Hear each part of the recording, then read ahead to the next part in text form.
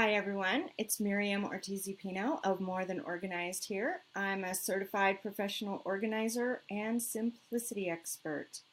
And I just have a few little technical things we need to do to get this party started. This is the November 2016 Q&A session.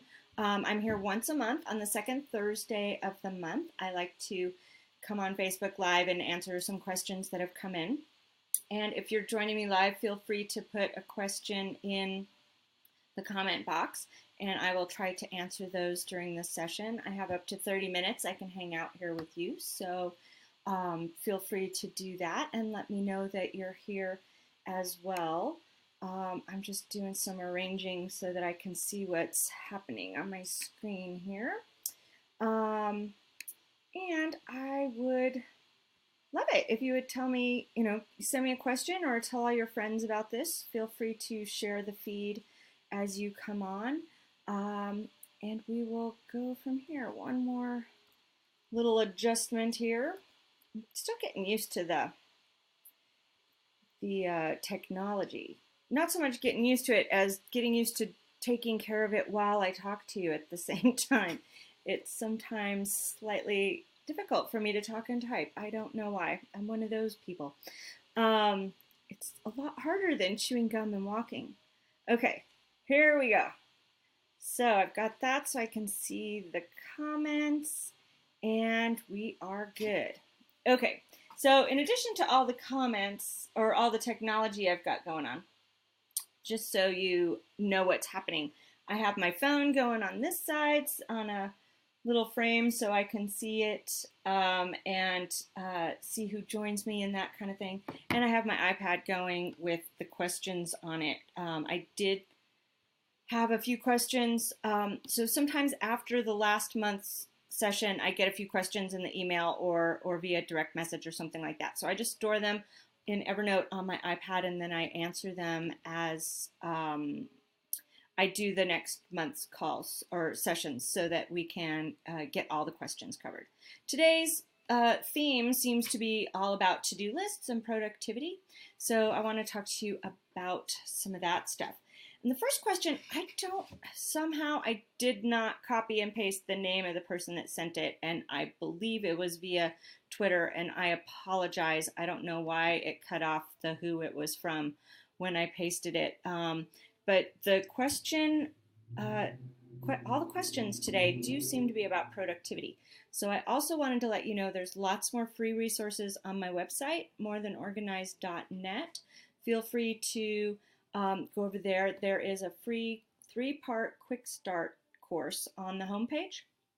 And that has one of those 3 parts is all about productivity and to-do lists. So check that out. And I also have the Streamline Time Solution, which is available at morethanorganized.net/the Streamline Solutions. You can find the time solution in there, and that's a paid course, but it's not very expensive. And for what you get out of it, it tells you how to set up a schedule, top to bottom, nuts to bolts, everything you need. It's a audio and workbook online course for you to go more in depth on some of the stuff I'm going to talk about today, which I'm pulling directly from that course to answer the questions today. So those resources are there. There's also quite a few blog posts on productivity. You can just search for that on the blog area there at morethanorganized.net. Okay, so back to the mystery question. I apologize that I don't know who it was from. But the question is, I have many to-do lists all over the place, and I find myself only getting to 2 or 3 items out of 20 done. How do I fix this? Good question. And the answer is you're making your to-do list wrong. I know that sounds kind of harsh, but often people write to-do lists of every little thing they need to get done. They do a couple, and then tomorrow they rewrite their list with everything they didn't do and include 2 or 3 new items to cover the ones that they didn't get done.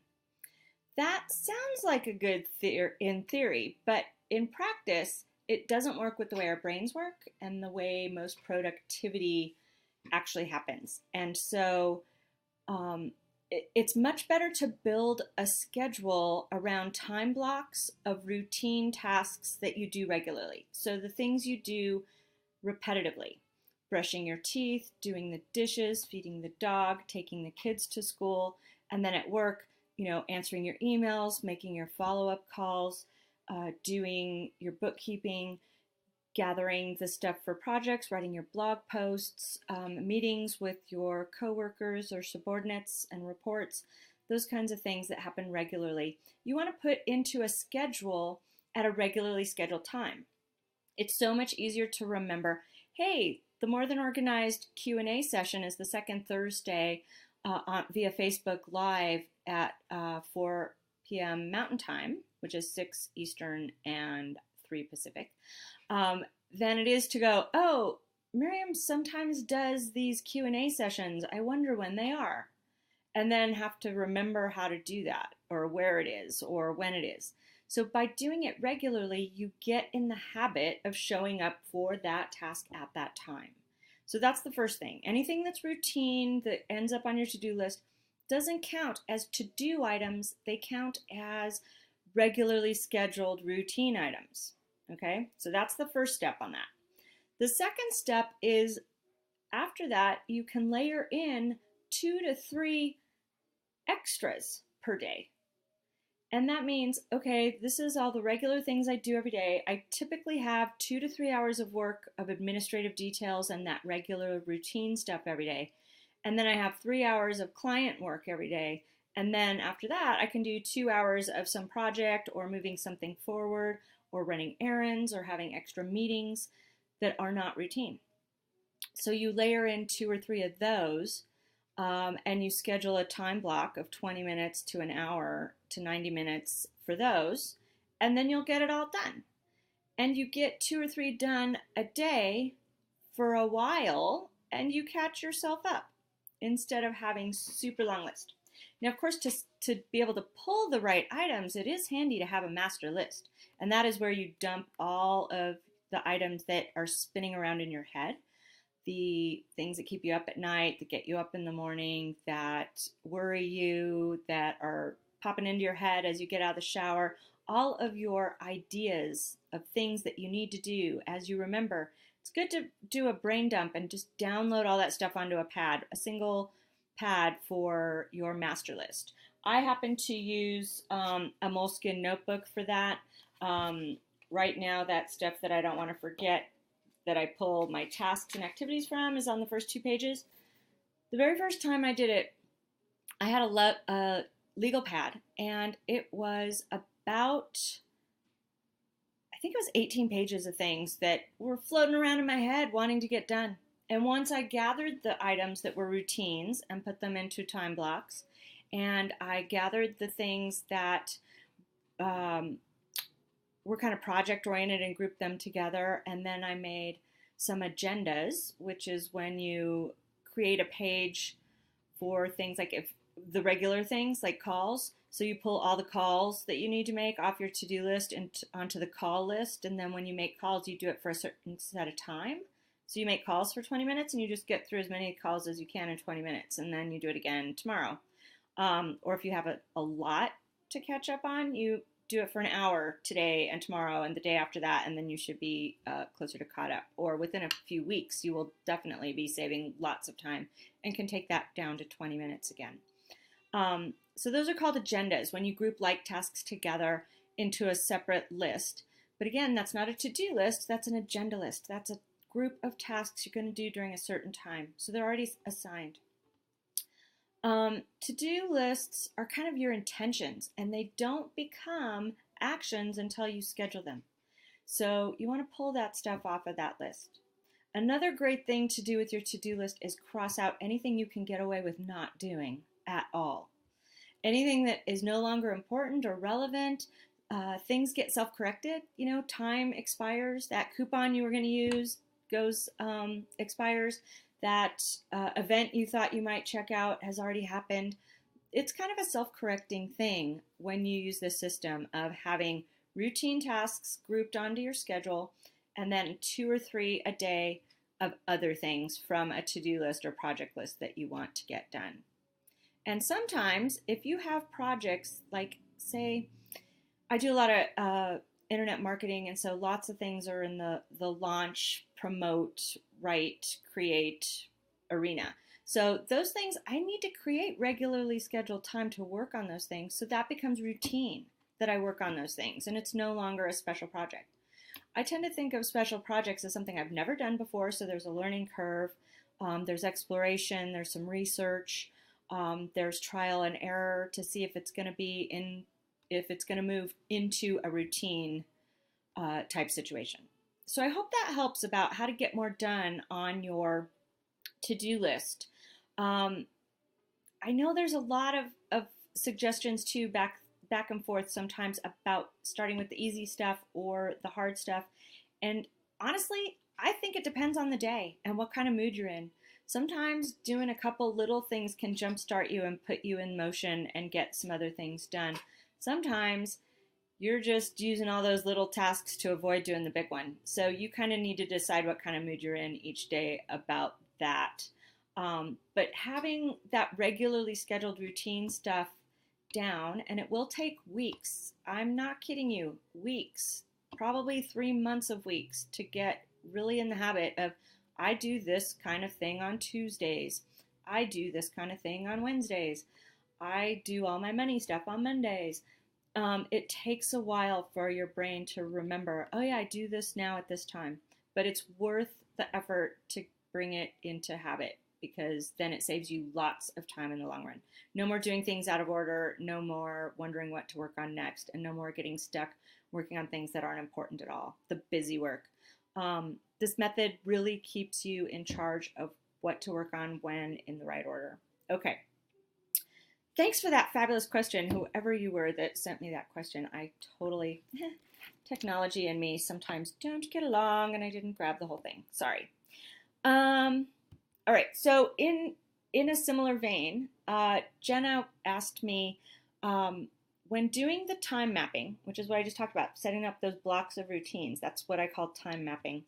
And to start that, we go with doing a time map, kind of writing out your actual schedule as it appears today, this week, doing a week's schedule, and then looking at, or then creating an ideal schedule. Like if you didn't have a job, if you didn't, or if you had your ideal job, if your kids were taken care of at the right time, if your family thing, and you had time for all your hobbies and things you want to work on, what would that ideal schedule look like? And by ideal, I mean, what do you want your day to look like? If money were no object, if getting the help to do the things were no object. And then we take those two schedules, your actual one and the one that would be ideal, and we start mashing them together. So we do more of the stuff on your ideal and less of the things that are frustrating on your current schedule. And we start saving time by creating those routine time blocks. And then you end up getting a much easier and funner week out of the process. So Jenna has done the streamlined time solution, and so she asked the follow-up question of, when is it appropriate to bring in all the stuff I'm not doing very well or not doing at all into my ideal schedule? Things like follow-up phone calls, bookkeeping, exercise, writing thank you cards. And it's a great follow-up question, because you do need to kind of get those routine tasks down and then bring in one more at a time, because learning habits can build on each other. And so you want to do one at a time. You don't want to try doing all of it all at once. So I usually have people do, what's your minimum requirement for getting your work done? Let's do that for 2 or 3 weeks. And then let's add in, okay, now you want to do that dance class. Okay, add that into your schedule. Let's add that and your regularly scheduled items. Oh, you want to start writing thank you notes? Okay, let's add that on 2 weeks from now. So you bring one in every once in a while, usually at 2 to 3 week intervals, and add it in so it becomes part of the routine as well. Hope that helps. Okay, let me just double check if we have, I don't seem to have any questions coming in. Are you guys, or maybe I just need to refresh.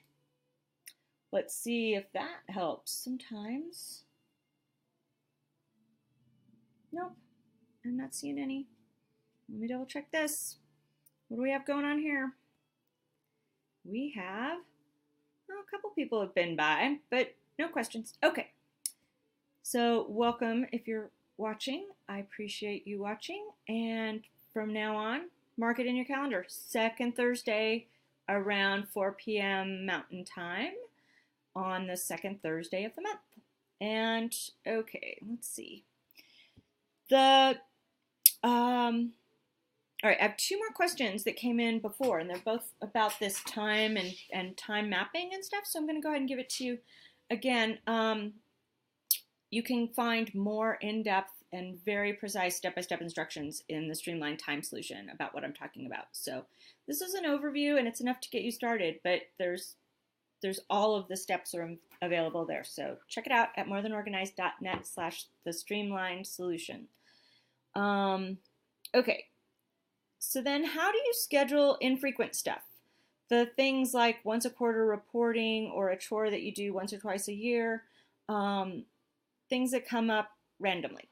Okay, so the infrequent stuff still just gets put onto the calendar schedule and as a repeating task. So, if you pay your taxes on the 25th of the month, you don't deal with that every time you do your money. You deal with it on the 25th of the month. If you are putting away the holiday decorations, you're going to do that, the same time every year. You might want to do it on Boxing Day. You might want to do it on some other holiday or 4 days after Christmas or whenever you do that. But put it into the calendar and put that on a rotating thing. It's really easy on the computer to do, or the phone, to put it in your Google Calendar or iCal and just do a repeating task, repeat annually. Then it's there. Then when you're doing your planning and you're at the beginning of the week, when you're pulling the tasks from your to-do list into your current week, oh, the holiday decorations are going to take precedence this week. Getting the Thanksgiving shopping is going to take precedence next week. Whatever those infrequent but regular chores are. Let's say you sweep off your driveway once every 3 weeks or once every 3 months, whatever it is. Let's say you, I don't know, what's another random task I don't do all the time? This Q&A call I do once a month, not every Thursday, not every day. So just put them into the schedule and it becomes a routine task, just less frequently. Okay, so that's how you deal with the infrequent but regular things. And the miscellaneous stuff that pops up, we deal with that by adding it to the master list and pulling them in, unless it's something that involves one of your routine things. So let's say you need to call your insurance agent because you have a question about your bill. You can do that either during your call time or during your dealing with money issues because your insurance is a bill you have to pay, whichever way makes sense to you. But you do it during that time so you can put it on the agenda or in the time block for that particular task. Does that make sense? Occasionally there'll be something that's just totally random. Last week I took my boots to get the soles replaced. That was a totally random task, but I built on my errand running day. So I went by the shoe repair place after I did my other errands. So it was within my errand loop, so it saved me time, and I knew right where to fit it into my schedule because it was an errand. An unusual errand, but one that I do. Yeah, that's all I've got for today. Those were the 4 questions that came in over the last month about, and it's weird that they were all about the time, although to be fair, Jenna sent 3. So there's that. They were all follow-up questions because she just did the Streamlined Time Solution. So it's good timing that all of that was available. All right.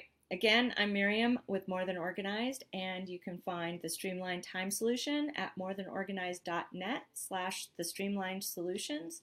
Go more in depth on all of these, how to deal with to-do lists and time management every day to save you, oh gosh, I think I save my clients on average 2.5 to 3 hours a day by just grouping your activities together like this. Anyway, send me your questions, put them in the comments. I'll save them for next month, and I will see you on December 8th right here, Facebook Live, about 4 p.m. Mountain Time. Thanks. Take care.